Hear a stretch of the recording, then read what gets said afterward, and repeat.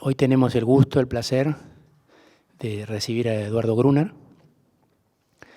Les aviso que las charlas son grabadas, filmadas y se suben al canal de YouTube del Conti. Digo porque generalmente tienen mucha circulación también por esa vía. Y ya que estamos, les invito a el sábado próximo, 4 de noviembre, al 7º encuentro de filosofía en el Conti, que va a estar Daniel Benazayag. ¿Sí? La charla próxima se llama Derechos Humanos en la época del hombre, antropoceno, entre el universalismo y el relativismo. Y el 25 de noviembre es la última del año de filosofía en el Conti. Va a estar Mosquera, ¿no? Bien. Sí, es el director de la revista Jacobín, de Latinoamérica. Bien. Todos creo que lo conocemos a Eduardo, pero lo vamos a presentar y vamos a presentar el nombre de la charla. A mí me gustaría saber quién soy. Bueno, igual vamos a definirte por lo que vos te definiste, porque nos enviaste la... Cuando el arte interpela a la polis, o de por qué todo arte contiene una filosofía política, es el título de la charla. Eduardo es doctor en Ciencias Sociales, ensayista, crítico cultural. Actualmente es profesor consulto de la UBA y doctor honoris causa de la Universidad Nacional de Córdoba y profesor en la Maestría de Estéticas Contemporáneas de la UNDAV. Ex vicedecano de la Facultad de Ciencias Sociales de la UBA, fue profesor de las materias Antropología del Arte y Literatura y Cine en la Facultad de Filosofía y Letras de la UBA y Teoría Política en la Facultad de Ciencias Sociales de la UBA. Asimismo, se desempeñó como profesor invitado en varias universidades del país, Rosario, Córdoba, La Pampa, La Plata, Tandil, etc., y del extranjero, Quito, México, Colombia, Madrid, Essex. Recibió el Premio Konex de Filosofía y el Premio Nacional de Ensayo. Es autor, entre otros libros, de Un género culpable, en el 95, Las formas de la espada, El sitio de la mirada, El fin de las pequeñas historias, La cosa política, La oscuridad y las luces, Iconografías malditas, imágenes desencantadas, La tentación del origen, Lo sólido en el aire y La tentación del desastre de este año. Cuando me ofrecieron dar esta charla, aprovecho para agradecerle al Conti, a Jorge Macars y a Matías, por supuesto, este ofrecimiento. Yo dije, bueno, en medio de toda esta situación que estamos, en este contexto de tanta tensión, de tanto estrés, no hablemos de política, vamos a hablar de arte, no hablemos de política. Y en cuanto puse el título me salió Arte y Política, porque uno no puede con su genio, ¿no es cierto? Pero ¿en qué sentido? Entonces quiero empezar por decir, vamos a hablar de la relación entre arte y política. No me voy a referir a ninguna política en particular. Voy a tratar de aclarar un poco esto.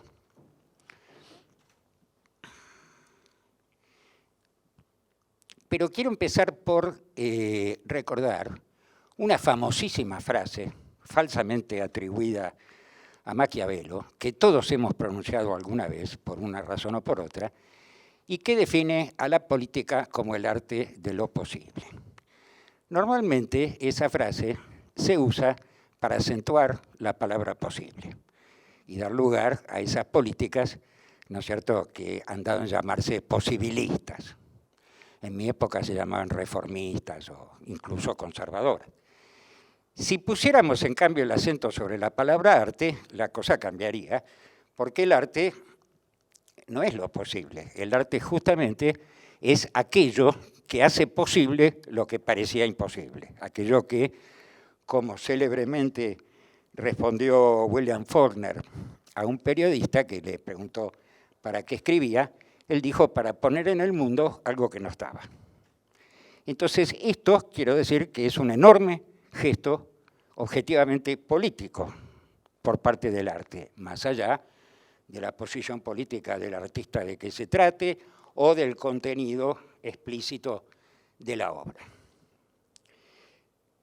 Quiere decir esto, entonces, parto de esta hipótesis y empiezo por pedir disculpas porque ustedes me van a escuchar decir un montón de obviedades, de cosas que a lo mejor ya saben o les parecen evidentes, pero a mí me parece que siempre hay que tratar de hablar e interrogar las cosas obvias y evidentes. Cuando yo daba clases en la universidad, en Puan, que ahora está tan de moda, cuando daba clases en Puan, y vi 40 veces lo que muestra esa famosa película Suceder ante mis ojos, siempre empezaba las clases diciendo esa aspiración de esta cátedra que cuando terminemos el cuatrimestre sepamos mucho menos que cuando empezamos. Es decir, que hayamos podido perder una serie de preconceptos, de ideas recibidas, de todo aquello que creemos haber entendido como evidencia y que ahora a lo mejor nos despiertan algunas preguntas. Una hipótesis básica, entonces, con la que vamos a trabajar, es que hay una suerte de relación intrínseca, insisto, objetiva, casi me animaría un poco solemnemente a decir ontológica, entre el arte y no la política o ninguna política en particular o las políticas en general, sino algo que me gustaría llamar lo político. Vale decir, algo mucho más fundacional. Entiendo por lo político aquello que supone una transformación radical en las relaciones sociales. Entonces, lo político es aquello que es provocado por una revolución, por un cambio profundo de régimen político, por un cambio de época, por un cambio de modo de producción. En fin, hay muchas maneras de pensarlo, pero supone algo realmente que transforma la cultura de manera radical. Pues vamos a trabajar también un poquito dentro de un rato con una famosa tesis de Walter Benjamin que habla de la oposición entre la estetización de lo político y la politización del arte. Vamos a ver un poquito qué quiere decir esto, pero primero, como decía, tengo que... Yo me hago el vivo, pero me canso. Tengo que decir algunas pequeñas obviedades, como decía, a modo de preámbulo.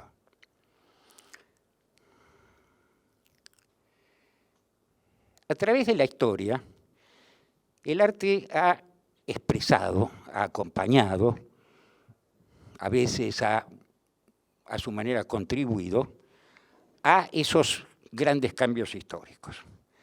Ahora, vamos a ver, voy a tratar de dar un par de ejemplos a propósito de esto. Pero estamos partiendo quizá de una base demasiado apresurada, porque todavía no nos hemos preguntado ¿por qué el arte puede hacer esto?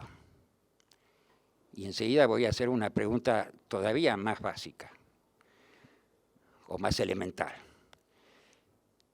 Hay en el arte una suerte de lo que algún autor, Clifford Geertz en este caso, ha llamado exceso de simbolicidad.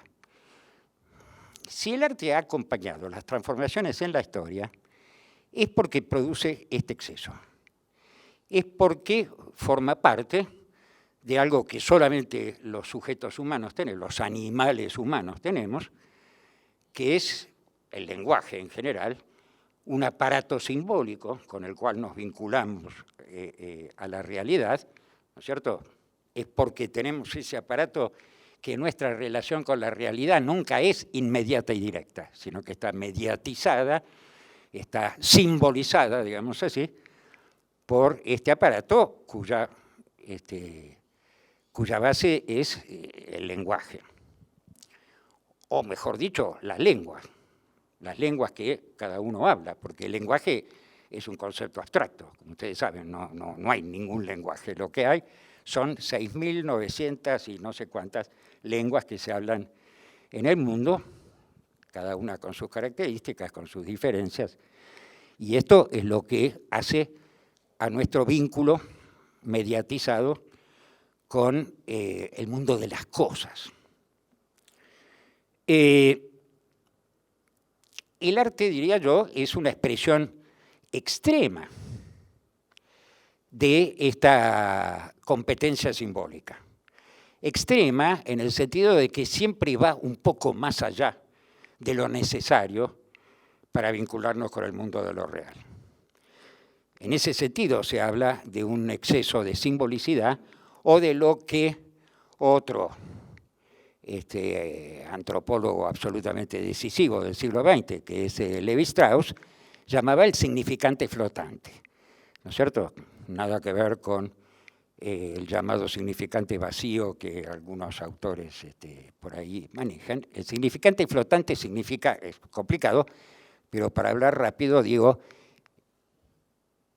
un significante que todavía no tiene un significado preciso, que se adelanta a los significados, a los sentidos, ¿no es cierto?, con que los receptores de ese, entre comillas, mensaje o de ese estímulo van a construir. Y esto tiene mucho que ver con el universo del arte. Pero yo decía, tenemos una pregunta todavía más básica y más elemental, que es la pregunta, ¿por qué es el arte? Yo apostaría, perdón si parece, lo que voy a decir parece un poco agresivo, pero me incluyo en esa apuesta, apostaría a que ninguno de los acá presentes me puede dar una definición satisfactoria de qué diantres es el arte. Porque, bueno, para empezar también, arte es un concepto abstracto. Lo que tenemos en el mundo son una serie de objetos que llamamos obras de arte. Objetos pintados, esculpidos, compuestos si son música, escritos si son poesía, lo que ustedes quieran. Una serie de objetos, de cosas que andan por el mundo que llamamos obras de arte. ¿Cómo sabemos que son obras de arte? ¿Cómo hacemos para distinguir esos objetos de los otros millones de objetos que andan por el mundo y decimos, bueno, no, esto es una obra de arte? Bueno, una respuesta fácil sería, bueno, está colgado en la pared de un museo, debe ser una obra de arte, ¿no es cierto? O de una galería, o del living de la casa de un señor coleccionista de arte que lo compró. Bueno, puede ser. Ahora, identificar con ese método esos objetos no nos lleva muy lejos, porque es un criterio de identificación absolutamente externo al arte mismo, ¿no? Esto significa que hay en algún lado, y vean la vinculación esta vez también exterior con lo político que se puede producir acá, hay en algún lado un poder, por ejemplo institucional, que ha decidido que ciertos objetos merecen estar colgados en la pared del Museo Nacional de Bellas Artes acá nomás, ¿no es cierto? Y no otros. Ha habido una selección, ha habido, bueno, esto, el ejercicio de un poder, porque finalmente es eso. De todas maneras, esta cuestión del museo, que permite identificar ciertos objetos como obras de arte, es toda una complicación y enseguida voy a volver sobre ella. Es difícil decir qué es el arte y exactamente con qué tiene que ver. Yo voy a proponer, para empezar la discusión, algunas cosas con las que, según mi perspectiva, no tiene que ver el arte. El arte no tiene nada que ver con la belleza. Esto no quiere decir que una obra de arte no pueda ser bella, en cualquier sentido, incluso convencional del término que ustedes quieran. Pero evidentemente, la belleza por sí misma no es un criterio específico del arte, porque hay muchísimas otras cosas que son bellas sin que nosotros les adjudiquemos ser obras de arte, ¿no es cierto? Y además se podría demostrar que quizá la inmensa mayoría de las obras de arte más interesantes que se han producido no son en absoluto bellas. ¿Cuál sería la belleza del Guernica de Picasso? O de las pinturas del Bosco, ¿no? Del Jardín de las Delicias del Bosco, llenas de torturas y de esas escenas infernales. Eso evidentemente no tiene nada que ver con ningún sentido. Ya sabemos además que los criterios de belleza son absolutamente relativos, epocales, históricos, tienen que ver con ciertas culturas y no con otras, tienen que ver con ciertas lenguas y no con otras. Entonces no tiene nada que ver el arte con la belleza. No tiene nada que ver el arte con la comunicación. No es que no pueda comunicar cosas el arte, pero si se limitara las obras de arte a comunicar una serie de conceptos, ¿para qué querría yo las obras de arte si ya tengo los conceptos? Es decir, lo que hace que algo, como decíamos hace un rato, sea una obra de arte y no un simple mensaje comunicacional, es ese exceso de significación que tiene un significado todavía incierto, múltiple, no mecánicamente y unilateralmente descifrable, etc. El arte no tiene nada que ver con el gusto de nadie. No es porque a mí me guste un objeto, una pintura, una escultura o lo que sea, que yo puedo inequívocamente decir que es una obra de arte. O al revés, qué sé yo tengo todo el derecho del mundo a decir que no me gusta la novena sinfonía de Beethoven. ¿Por qué me tiene que gustar? ¿Dónde está la ley que dice que me tiene que...? A mí me gusta, pero no importa, estoy dando el ejemplo. Entonces yo tengo todo el derecho a que no me guste, a lo que ya no tengo tanto derecho, o por lo menos mi derecho sería muy discutible, es si yo dijera que es mala música, ¿no? Eso ya es, quiero decir con esto, que hay una objetividad relativa, pero objetividad al fin, del valor de las obras de arte que va más allá del gusto personal de nadie. Porque yo también tengo el derecho a que me gusten muchas porquerías, como efectivamente sucede y nos sucede a todos en materia de música, de literatura, de lo que sea. ¿Sí? Y adelanto otro problema.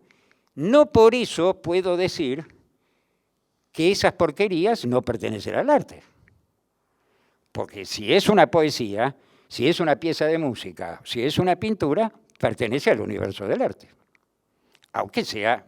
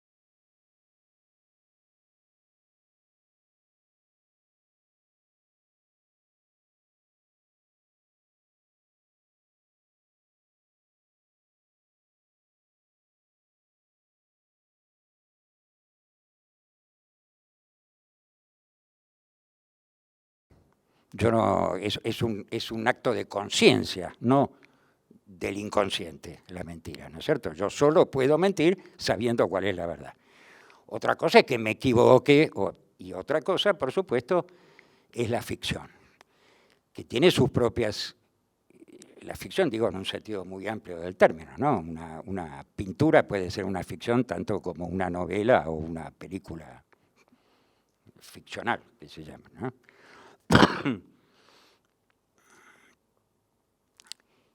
Otro problema, que no es exactamente lo mismo que el de la relación con la verdad, es el de la relación con la realidad.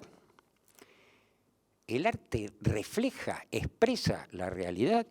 Es muy peligroso decir eso, es muy problemático, porque estaríamos contradiciendo algo que dijimos al principio, que lo que hace el arte es producir un exceso sobre la realidad inmediatamente perceptible. Lo que hace el arte es crear su propia realidad y, en todo caso, agregarla a la realidad existente, agregarla al mundo. Con lo cual, esa realidad existente, y por eso me animo a decir que esto es un acto político, esa realidad existente previamente queda cuestionada. Queda cuestionada porque aparece una nueva forma de realidad que dice, vieron que las cosas no necesariamente había que aceptarlas tal como las percibíamos, que se podía hacer algo más, decir otra cosa, hacer algo diferente.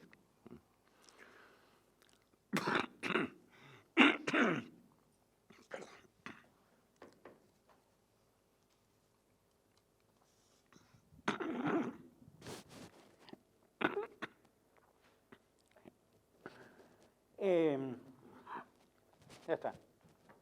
Gracias. Y después viene la pregunta del millón, que todos los que tratamos de ocuparnos de estas cosas alguna vez hemos tenido que responder. ¿Para qué sirve el arte?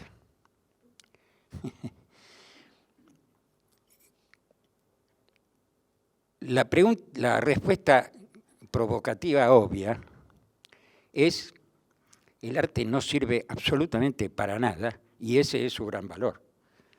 Porque es algo que se sustrae a la utilidad o al utilitarismo o a la relación medio-fines de la racionalidad instrumental con la que estamos obligados a manejarnos cotidianamente. Ahora, esta respuesta, que yo estoy dispuesto a defender a rajatablas, tiene, sin embargo, un problema, que es que esa respuesta solo se puede dar en los últimos no más de 200 años. Porque no hace más de 200 o 250 años que ha podido surgir la concepción de lo que se suele llamar la autonomía del arte. Es decir, una concepción donde el arte vale por sí mismo y no porque tiene alguna otra utilización más allá del goce estético exclusivo.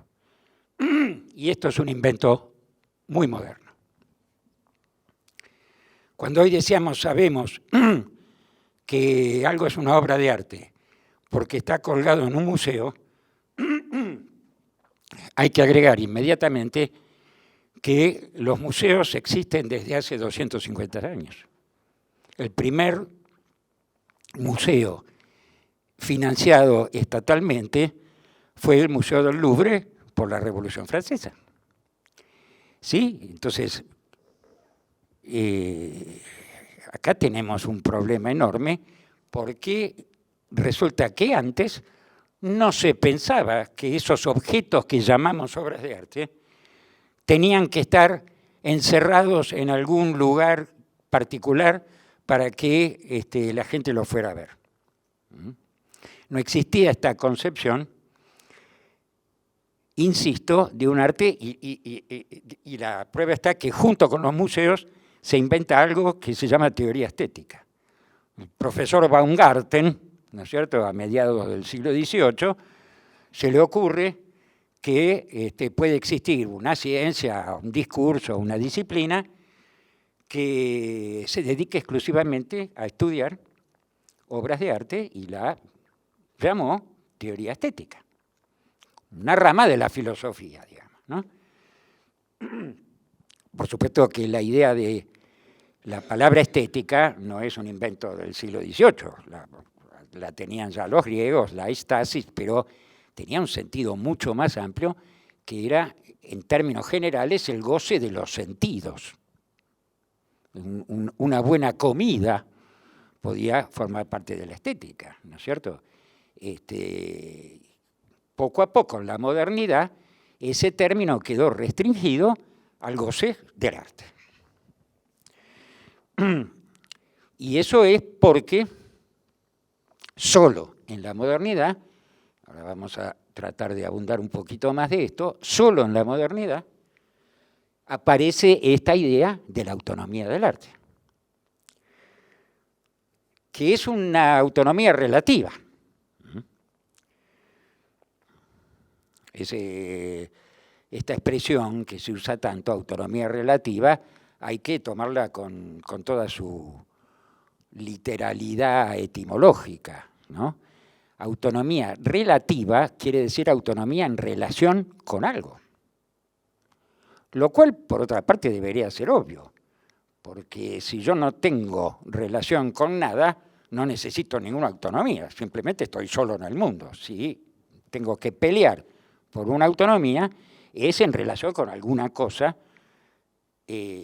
con la que tengo una relación heterónoma, ¿no? Que sería lo contrario de autónoma.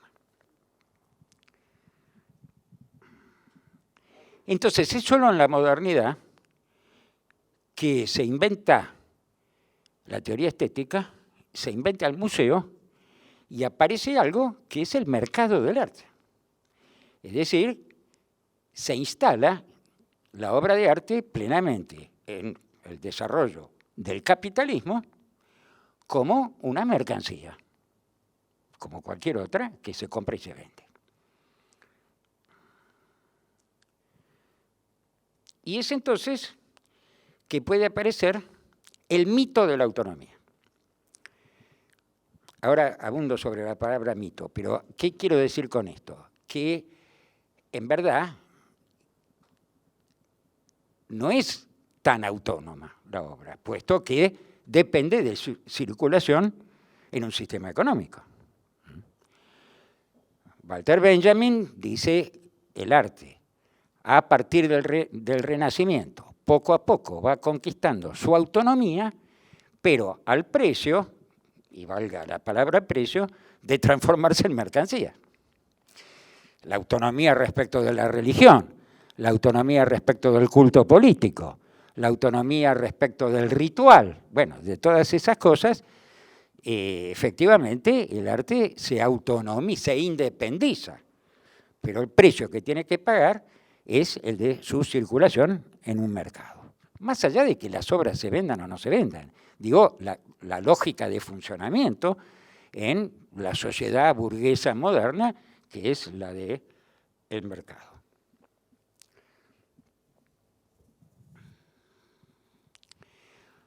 Sobre este telón de fondo, entonces podemos empezar a tratar de dar algunos ejemplos de cómo el arte ha acompañado las grandes transformaciones históricas que se han dado en la cultura. Hay dos ejemplos que me parecen muy obvios, muy fundantes. Uno es la tragedia griega. La tragedia griega, en los supuestos orígenes mismos de la cultura occidental, bueno, no tenemos tiempo, pero tendríamos que especular un poco sobre el pasaje de la épica de Homero, 200 o 300 años antes del siglo V antes de Cristo, que aparecen los tres grandes trágicos que nos han llegado, ¿no? Hubo muchos más, pero nos han llegado tres. En esos 2 o 3 siglos que pudo haber sucedido. Pero en verdad, el momento fundacional es el de esos tres grandes trágicos que no casualmente aparecen junto con uno de esos inventos de los griegos. Ustedes saben que esos antiguos griegos, sobre todo los atenienses, un poco enigmáticamente, inventaron un montón de cosas sobre las que todavía estamos discutiendo.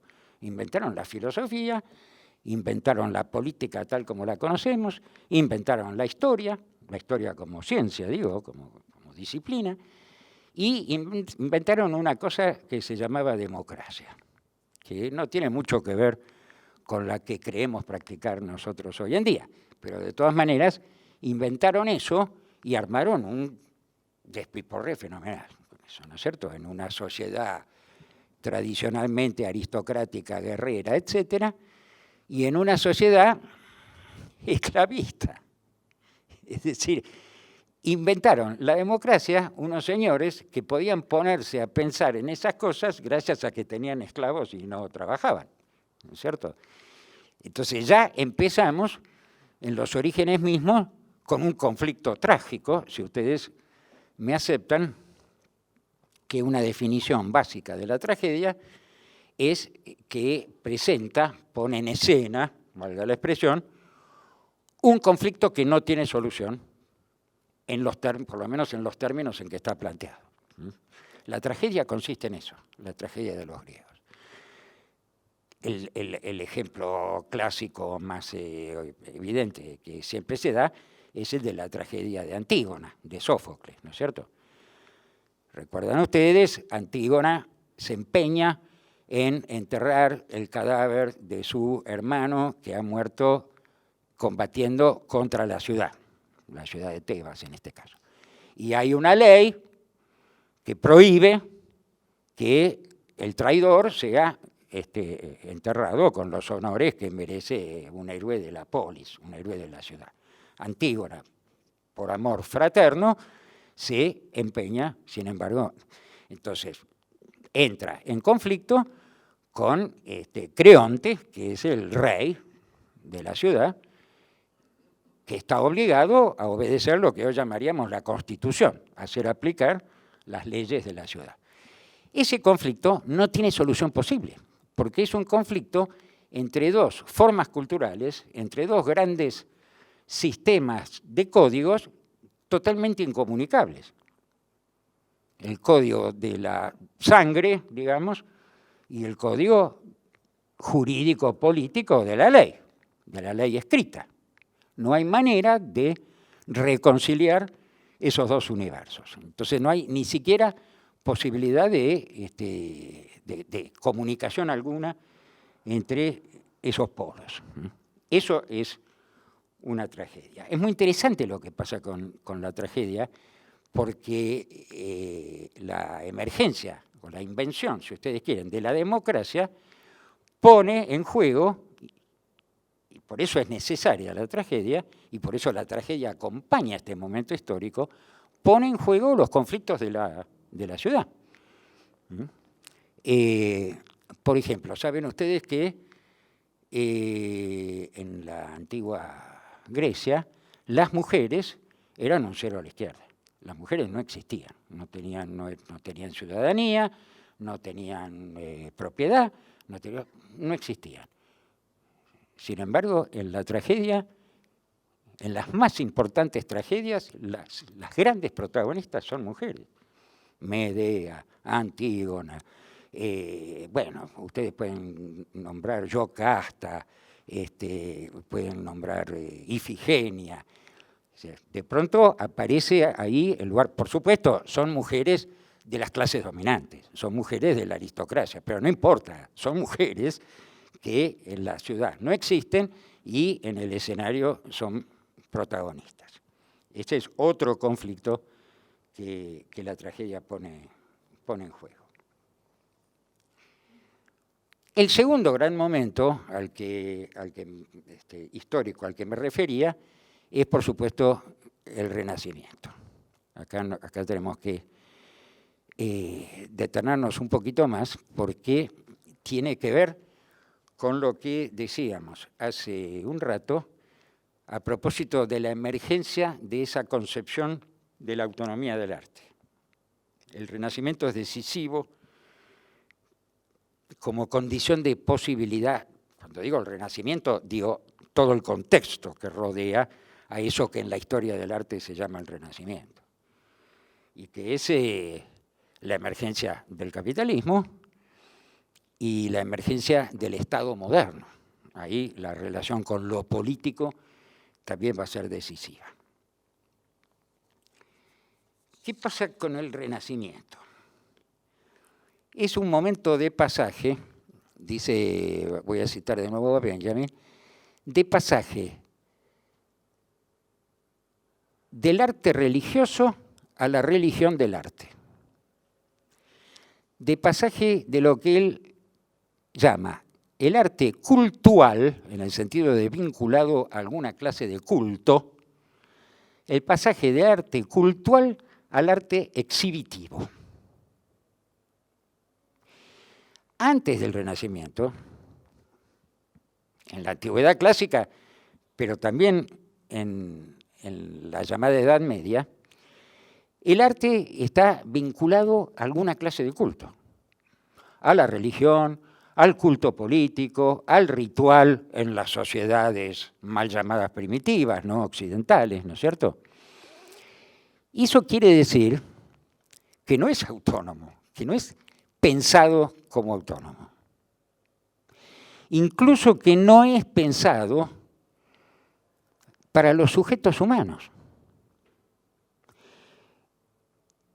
Yo ya no puedo hacer esto que voy a decir, ya no estoy en condiciones, pero alguna vez me ha sucedido subir los 1238 o algo así peldaños de la Catedral de Notre Dame para ir a la cúpula. En ese trayecto se pueden ver un montón de cosas que uno llamaría obras de arte, ¿no es cierto? Esculturas, murales, tapices, etcétera, etcétera. Entonces uno dice, como es muy poca gente la que sube, y por definición jóvenes solamente, uno dice, ¿para qué están acá esos objetos si de abajo no se ven? Respuesta, Señor, no son para usted, es para la mirada de Dios, que desde allá arriba, ¿no es cierto?, ve todo, así que para él no hay ningún problema. ¿Por qué con eso que dio en llamarse un antropocentrismo característico del humanismo a partir del Renacimiento, por qué usted va a pensar que el arte es para que usted lo mire? Es curioso porque un autor tan moderno como Adorno va a decir algo parecido cuando diga, mire, aunque nadie mire las obras de arte, tienen derecho a su existencia. Porque alguien las hizo. Y bueno, nadie las miró, mala suerte, pero tienen derecho a existir. Entonces, lo que pasa antes de la modernidad, de la era burguesa, del Renacimiento, del capitalismo y del Estado moderno, lo que pasa es que las obras de arte no son autónomas en el sentido de que su prestigio, su valor, su fascinación incluso, depende de alguna otra cosa. Por ejemplo, de la religión. O, insisto, del culto político. O, ¿por qué no?, de la utilidad. Efectivamente, en las sociedades llamadas primitivas, no es que no hay sentido. Para empezar, una cosa bien interesante. En ninguna lengua africana de las tradicionales existe la palabra arte. Esto no quiere decir que esos señores no tengan sensibilidad estética. Por supuesto que sí la tienen. O la tenían, digamos, cuando eran, entre comillas, de verdad primitivos, que es una palabra horrible, pero la uso para hablar rápido. Cualquier miembro de esa cultura, de esa sociedad, le gustaba tener un cuchillo con un mango de marfil o lo que sea, tallado por el mejor artesano de la sociedad. Ahora, el cuchillo tenía que cortar. Si el cuchillo se mellaba, lo tiraba a la basura, ¿no es cierto? No es que lo colgaba en la pared, colgaba el mango en la pared de la choza para exhibirlo como obra de arte. No existía esa idea. Entonces, es con el Renacimiento que se produce ese pasaje donde, para insistir con la definición de Benjamin, del arte religioso pasamos a la religión del arte. Ahora, la obra de arte se venera por sí misma. Y es curioso la similitud o semejanza que uno puede pensar entre el museo y la iglesia. Vieron que el museo es medio penumbroso y hay que hablar en voz bajita. No sé, no entiendo por qué yo no puedo gritar mi entusiasmo en el museo ante una obra de arte. ¿Por qué me tendrían que impedir eso? ¿Sí? Bueno, y otra cosa más problemática todavía. Nunca nadie ha podido darme una respuesta satisfactoria ante mi pregunta de por qué en el museo yo no puedo tocar las esculturas. Cuando la escultura, por lo menos en el sentido tradicional del término, es una forma de arte que convoca también el sentido del tacto, no solamente la mirada, ¿no es cierto? Porque según el material de que está hecho, puede ser más fría o más cálida, más áspera o más suave. No es lo mismo que sea de metal, de madera, de mármol, ¿no es cierto? Entonces, ¿por qué no las puedo tocar? Claro, el guardia del museo me va a decir, bueno, maestro, ¿sabe qué pasa si todo el mundo me la anda manoseando? Al final se arruina. Le digo, bueno, pero eso es un problema técnico, no es un problema intrínseco, ¿no? a la naturaleza de la escultura como forma de arte. Y esto porque efectivamente a partir del Renacimiento aparece esta idea del arte, de la obra de arte como objeto para la exhibición y para la contemplación a distancia. Es muy divertido todo esto. En los museos también tenemos muchas veces una rayita amarilla o la que sea, ¿no es cierto?, que indica que no nos podemos acercar para mirar de cerca la obra. Y yo digo, es como en el subte, ¿no? ¿Vieron el andén del subte o del tren? También está la... Pero ahí hay un peligro, ¿se entiende? Porque uno se puede caer y te pasa el tren por encima, pero ¿cuál sería el peligro? Y sí lo hay, sí lo hay. El peligro de mirar muy de cerca una obra de arte. Si tengo tiempo, después vuelvo sobre eso.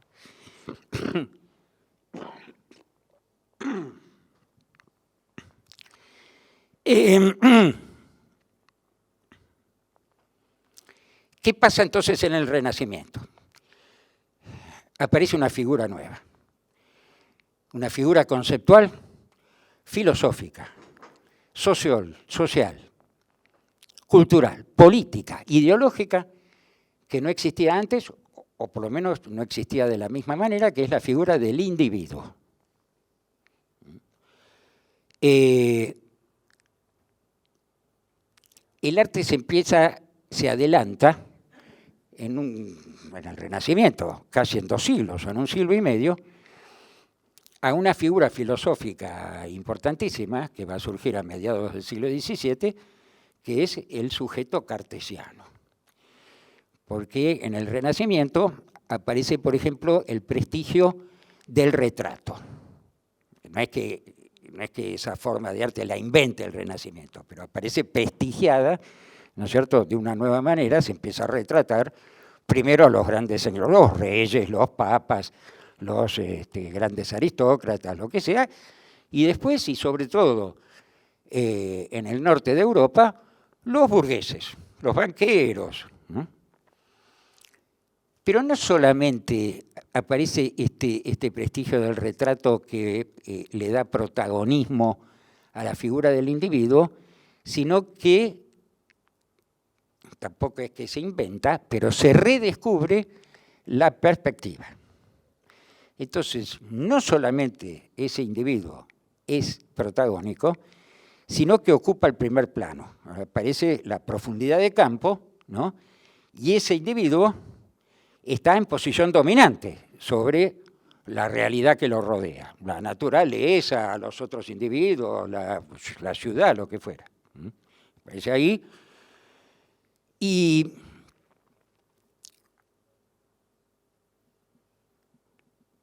porque antes tampoco era necesario. No es que los artistas de la Edad Media vieron que las pinturas de la Edad Media son planas, no tienen perspectiva. Eran tontos los tipos, que no necesitaban eso, porque este protagonismo del individuo no estaba en la concepción teológica, donde la mirada, como veíamos en el ejemplo de la Catedral de Notre Dame, la mirada que importaba era la mirada divina, que es una mirada más bien aplastante, sin perspectiva, justamente, ¿no es cierto? Sin esa profundidad de campo que supone la mirada humana. Lo que hace el Renacimiento es bajar la obra a la altura del sujeto humano, a la altura del individuo, y hacer que el individuo se reconozca, aunque la distancia social pueda ser muy grande e incluso inalcanzable, se reconozca en el retratado.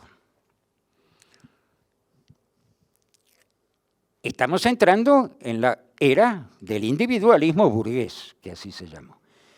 La misma era o la misma lógica con la que se justifica la emergencia del Estado moderno. Y las primeras grandes teorías políticas sobre la aparición del Estado moderno son las teorías llamadas contractualistas.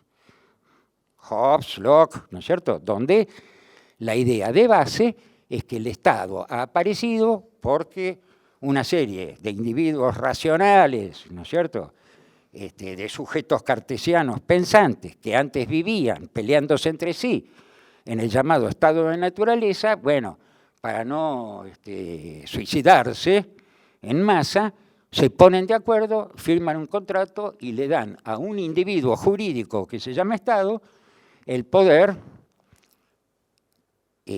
casi completo, sobre todo el poder del ejercicio de la violencia, que es la idea del Estado moderno que todavía tenemos. ¿Cómo se define el Estado moderno? Porque es aquel que tiene el ejercicio legítimo de la violencia, más allá de que haya una cantidad de otros individuos que ejercen la violencia, pero solo el Estado tiene el ejercicio legítimo de la violencia. Y esto es posible, esta justificación ideológica, es posible por la figura del individuo que la pintura del Renacimiento adelanta, más allá de la conciencia, por supuesto, de los artistas. Acá no, esto es otra cosa que cuando yo hice mi listadito de qué cosa no es el arte, me olvidé de mencionar. El arte no tiene que ver con lo que los artistas quieran hacer con él, ¿no? Y así como no tiene que ver, tampoco esto lo mencioné, con la bondad de nadie. No necesariamente hacer o entender de o gozar con el arte hace mejores a las personas, si no, pregúntenle a las mujeres de Picasso, ¿no es cierto?, por ejemplo, digamos, o tantos otros ejemplos que podríamos dar. Bueno, pero no es que no hay un conflicto alrededor de todo esto, porque sí, el Renacimiento, insisto, más allá de la conciencia, inventa todas estas cosas, pero después viene el Barroco.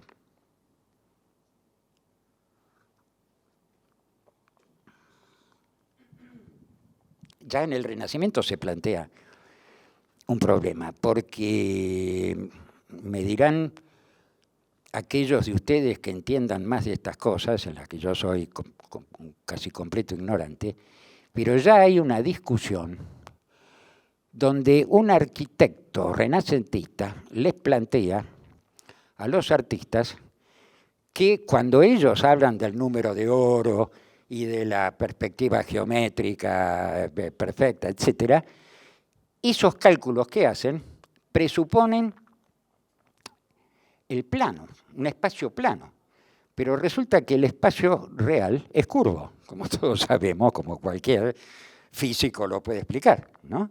Entonces viene el Barroco a hacerse cargo de este espacio descentrado, vamos a llamarlo así rápidamente, y el descentramiento de ese espacio pone en cuestión vamos a ver nuestra primera imagen, muy conocida, que es las meninas.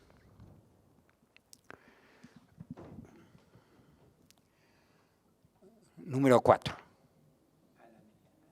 Número 4, las meninas de Velázquez. Bueno, es archiconocida esta imagen y seguramente algunos o muchos de ustedes habrán leído un celebérrimo análisis de Michel Foucault, ¿no es cierto?, en su texto Las palabras y las cosas.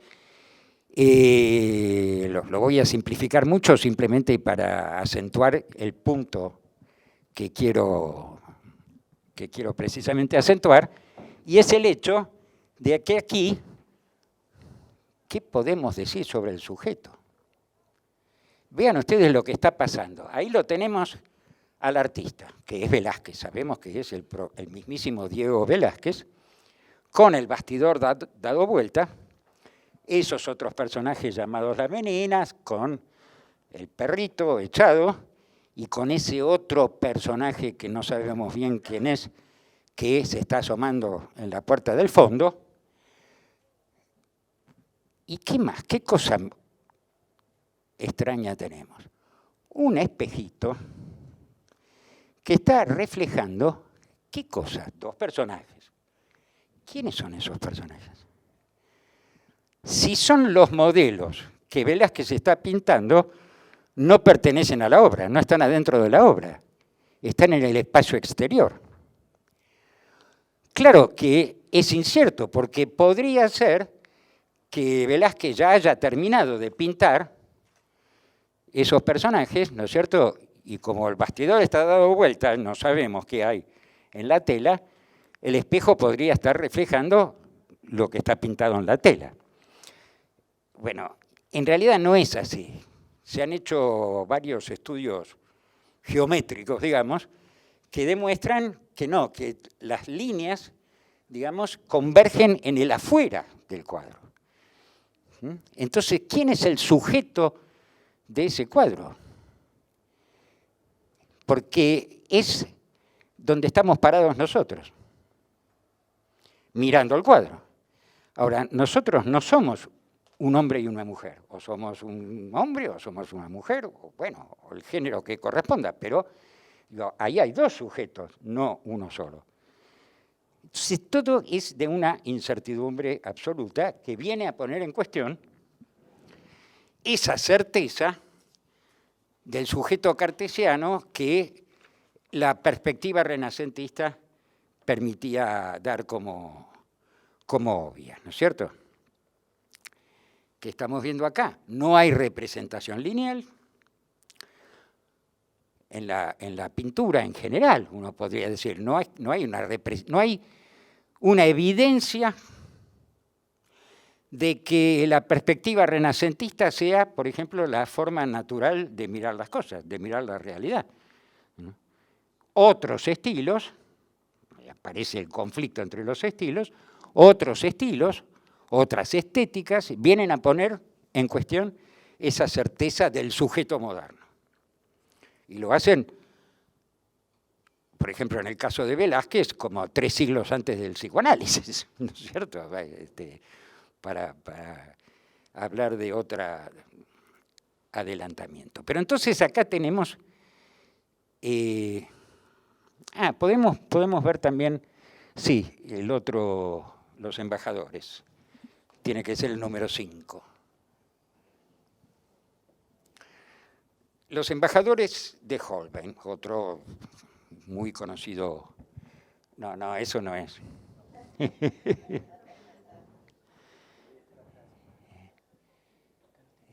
5.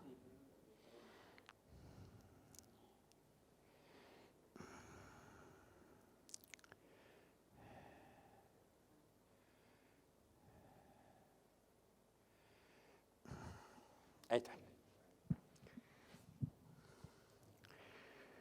También un famosísimo cuadro del siglo XVII, donde vemos de frente, posando a estos señorones, los así llamados embajadores, mirando un poco ausentemente por encima de nuestras cabezas, que los estamos observando, con sus ricos ropajes y rodeados de toda una serie de cosas, de objetos, que son símbolos de poder, del saber, del conocimiento, de las artes, de las ciencias, etcétera, etcétera. O sea,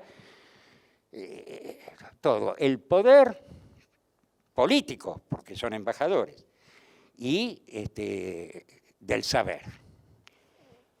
Ahora, ¿qué pasa ahí? ¿Qué es esa mancha? ¿Al artista se le derramó algo ahí? ¿Qué? Esto está en la National Gallery de Londres, ¿no? Ocupando toda una pared. Si uno sale después de ver el cuadro y extrañarse por qué es esa cosa que aparece ahí abajo, si uno sale por la puerta de la izquierda, chao, se lo perdió. Si uno sale por la puerta de la derecha y mira de reojo, esto se transforma en una calavera. Es lo que se llama una anamorfosis, ¿no? Es un objeto deformado de tal modo que solo una mirada oblicua desde un cierto lugar, y no desde la perspectiva renacentista frontal, solo esa mirada oblicua puede identificar qué es el objeto. Bueno, el mensaje, como estamos en el barroco, en la contrarreforma, en todo eso, el mensaje es muy claro, digamos. Sí, gocen de todo ese saber, de todo ese poder, de toda esa riqueza, porque total van a terminar como cualquiera ahí abajo, ¿no es cierto? Como un llamado a la humildad, digamos así. Pero bueno, lo que importa es que también acá lo que vemos es un cuestionamiento de las evidencias de la mirada tal como había sido construida y naturalizada en el Renacimiento. ¿Esto qué quiere decir? Que, como se dice vulgarmente, el demonio está en los detalles.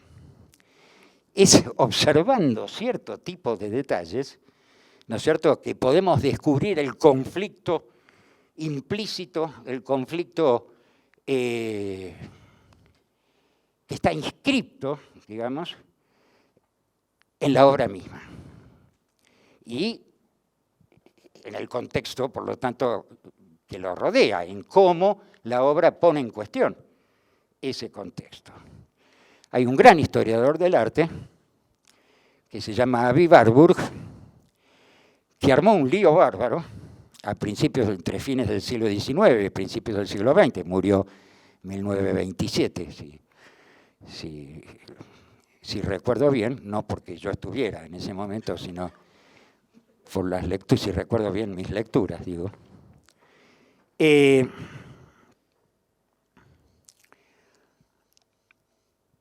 armó un lío bárbaro en la historia del arte, diciendo, no, miren, no se trata solamente de las formas, sino de cómo las formas se van acomodando, las formas en la obra, ¿no es cierto? Él combatía lo que él llamaba el formalismo, sino de cómo esas formas se van acomodando a una mirada que pertenece a la cultura y que hace que inesperadamente puedan retornar. Era un lector de Freud. Freud se interesó mucho porque, bueno, fue a parar a un hospital psiquiátrico, el pobre Warburg en su momento, no porque pensara estas cosas, sino porque tenía sus propios problemas, y Freud se interesó mucho por el caso de Warburg, porque Warburg era un lector de Freud y pensaba en términos de esto que Freud llamaba el retorno de lo reprimido. Entonces volvemos, porque Warburg era un especialista en esto, volvemos al arte del Renacimiento. La obra principal de Warburg, más allá de que escribió un montón de cosas, no mucho, porque escribía ensayos más bien breves, pero la obra principal de Warburg es una cosa que se llama el Atlas Mnemosine, que son una serie como de 100 enormes pizarrones donde Warburg pegaba, aparentemente de manera arbitraria, imágenes. Porque lo que a él le interesaba era estudiar las imágenes en general, no solamente las consagradas por la modernidad como obras de arte y colgadas en un museo. Entonces mezclaba reproducciones de obras de arte con publicidades, imágenes publicitarias o noticias del periódico o carteles de la calle o imágenes, por supuesto, de la antigüedad clásica, que era otro tema en la que él era un especialista, para mostrar que existe dentro de la lógica misma de la composición de esas imágenes un conflicto que no se ve a primera vista y que solo atendiendo a ciertos detalles podemos percibir. Por ejemplo,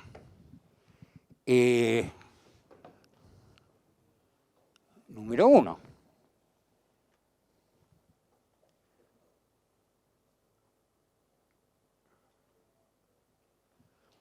Algo que todos hemos visto alguna vez.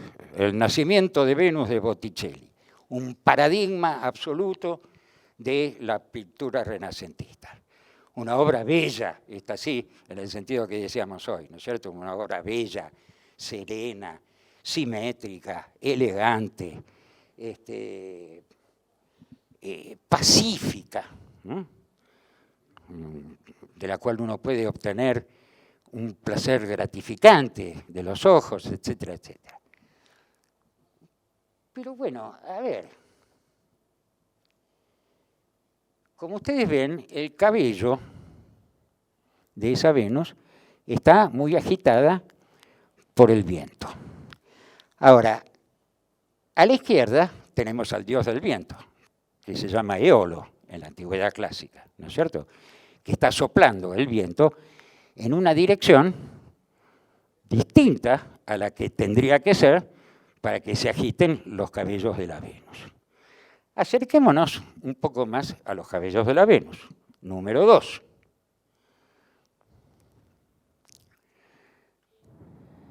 No. Ese es el número 3, como ya habrán adivinado. Ahí está.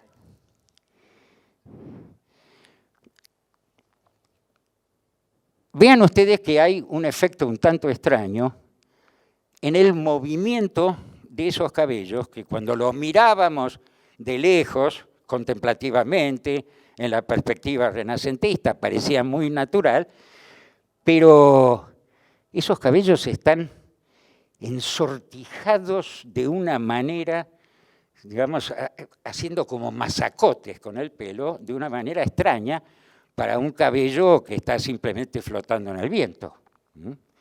Entonces, ahora sí vamos al número 3, que es la imagen que Barbour pone al lado de esta en su Atlas Mnemosyne.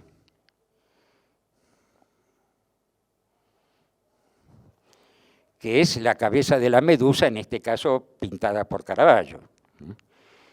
Es decir, una imagen, ahora, no bella, sino horrorosa, porque todos sabemos además lo que significa, ¿no es cierto?, esa cabeza que si uno la miraba de frente, moría inmediatamente. Entonces, ¿qué está queriendo decir Barbour con esto?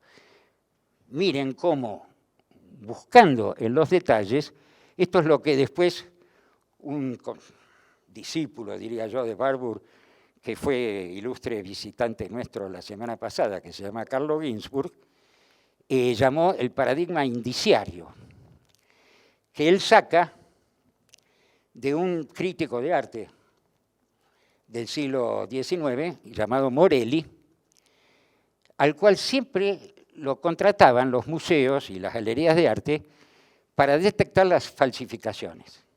Porque Morelli tenía una teoría, decía, un buen falsificador, el conjunto lo hace perfecto. En donde se puede equivocar es en una uña, en una vueltita de una oreja, ¿no es cierto?, de un personaje secundario. Es eso lo que hay que mirar. Entonces, tanto Barbour como, en este caso, Carlo Ginzburg, se basan en esto para decir el conflicto aparece ahí en el detalle, en cuanto analizamos un detalle anómalo en la elegancia o en la simetría del conjunto. Esto es lo que, con una palabra difícil, Barbour llamaba el Nachleben, que traducido literalmente sería una supervivencia, pero no en el sentido de una rémora anacrónica que vaya a saber por qué quedó cuando su época ya había pasado, sino en este sentido freudiano del retorno de algo no familiar, de algo siniestro, ¿no? Supervivencia como quien dice un vampiro, que es un superviviente, ¿no es cierto? Un zombie que está vivo cuando tendría que estar muerto, pero ese estar vivo ahí donde tendría que estar muerto crea un conflicto con la realidad existente, con la realidad actual. Entonces, de lo que se trata acá es de percibir efectivamente este fenómeno de la conflictividad en el arte. Y ahí es donde viene, para la modernidad, y sobre todo para el siglo XX, el planteo de Benjamin. Tengo que apurarme, me doy cuenta que me tengo que apurar. Cuando Benjamin dice, en pleno fascismo, su famosa hipótesis sobre esta oposición entre la estetización de lo político y la politización del arte. Con estetización de lo político, lo que Benjamin quiere decir es que todo aquello que es un conflicto, que puede ser un conflicto grave, violento, decisivo, como es lo que se le aparece a Benjamin en el contexto de la emergencia del nazismo en Alemania, por ejemplo. Todo eso que supone una experiencia humana al borde de lo trágico, se transforma en un apacible espectáculo para la contemplación. Y eso es algo que el nazismo supo aprovechar hasta las últimas consecuencias. Porque fue un régimen que muy inteligentemente hizo uso de cosas como el cine. Hay una famosa directora de cine, de nombre Leni Riefenstahl, extraordinaria documentalista que se sigue estudiando y con justa razón en las escuelas de cine de todo el mundo al día de hoy, pero que era nazi, colaboradora de Hitler, y filmó muchas cosas, pero dos grandes documentales. Uno se llamaba La fuerza de la voluntad, un documental sobre los grandes actos de masas del nazismo, y el otro, Olimpia, que es un documental sobre las Olimpiadas de Berlín del año 36, en pleno régimen nazi, las Olimpiadas Mundiales. Entonces podemos, claro, muy bien, muy bien. Ahí tenemos un fotograma del film Olimpia. Y hay otro, si no me equivoco. Bueno, vean ustedes lo interesante que pasa con estas composiciones visuales. Están fotografiadas un poquito desde abajo, como para darle una dimensión, ¿no es cierto?, más grande a esas figuras humanas, y con un fondo donde no hay nada más que un cielo con alguna nube. Es decir, estos personajes, atletas de las Olimpiadas organizadas por los nazis, son como figuras de la antigüedad clásica absolutamente desprendidas de toda historia, que viven literalmente en el Olimpo, como indica la palabra Olimpia o Olimpiada, ¿no? Viven ahí, en el cielo, digamos, están fuera de la historia, y esto es lo que Benjamin llama estetización de la política. Es decir, la absoluta obturación, la absoluta eliminación o neutralización del contexto histórico al cual estos personajes pertenecen. Y otro tanto se puede decir de la simetría, elegancia. Vamos a poner, vamos a poner algún desfile, simplemente para que otro de los colaboradores de Hitler es un gran arquitecto, que también se estudia en las escuelas en las facultades de arquitectura, Albert Speer, que diseñaba, además de una cantidad enorme de edificios, hacía la coreografía, podríamos decir así, de los grandes desfiles de masas, de las grandes demostraciones o manifestaciones de masas, como estas que estamos viendo. Y un diseño notable es el número 11,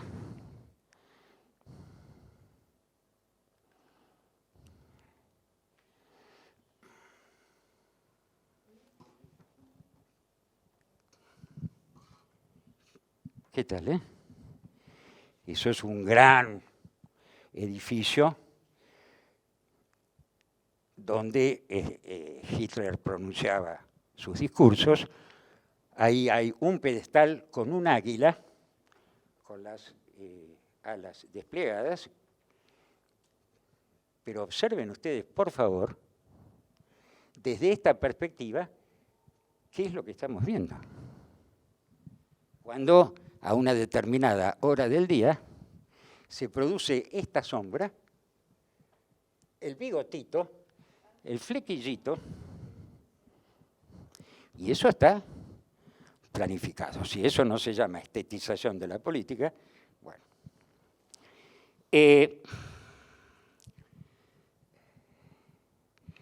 Entre otras cosas, esta estetización de la política, para continuar con el tema de la conflictividad inscripta en la lógica misma de la producción del arte, es posible por lo que Benjamin llama la invención de los métodos de reproducción técnica, como por ejemplo el cine, que han causado una verdadera revolución desde fines del siglo XIX, principios del siglo XX, bueno, ya con la fotografía, frente a el concepto clásico a partir del Renacimiento de la obra de arte original e irreproducible, porque justamente las técnicas de reproducción se hacen para reproducir. Ya no tiene más sentido la idea de original. ¿Qué es el original de una fotografía o de una película? El negativo, que es lo que justamente no sirve o no se ve, salvo que yo lo ponga a propósito, pero de todas maneras como criterio, como lógica de producción. Entonces, como además estas técnicas de reproducción tienen un alcance de masas que nunca tuvo la pintura del Renacimiento o la del Barroco, son especialmente aptas para la construcción de esta estetización de la política que dice Benjamin. Y que implica una completa captura, lo voy a decir así y ahora trato de explicarlo y con esto termino, una completa captura del objeto por el concepto previo. Que esta es la discusión sobre la autonomía de la obra de arte que va a ser un colega, digamos, de Benjamin en la llamada Escuela de Frankfurt, Adorno, cuando discuta qué significa esto de la autonomía de la obra de arte en la modernidad. Significa, lo que empezamos por decir, ese detalle o ese exceso que tiene la obra que no permite que sea totalmente capturable, totalmente factible de ser disuelta en el concepto previo que yo tengo de la obra. ¿Y qué es lo que hace que sea una obra de arte? En el sentido moderno del término. Lo que hace que sea una obra de arte es ese detalle, ese exceso, ese momento de autonomía respecto del concepto. En cambio, la estetización de la política o la industria cultural, en el sentido de Adorno y Horkheimer, ¿no es cierto?, lo que hacen es capturar totalmente el objeto en el concepto previo, para producirlo comercialmente, como mercancía, ¿no es cierto?, fácilmente reproducible, etcétera, etcétera. Bueno, me pasé un poco de lo que tenía pensado, les agradezco la atención y queda abierta la lista de oradores, hagamos una asamblea. Ahora. Gracias.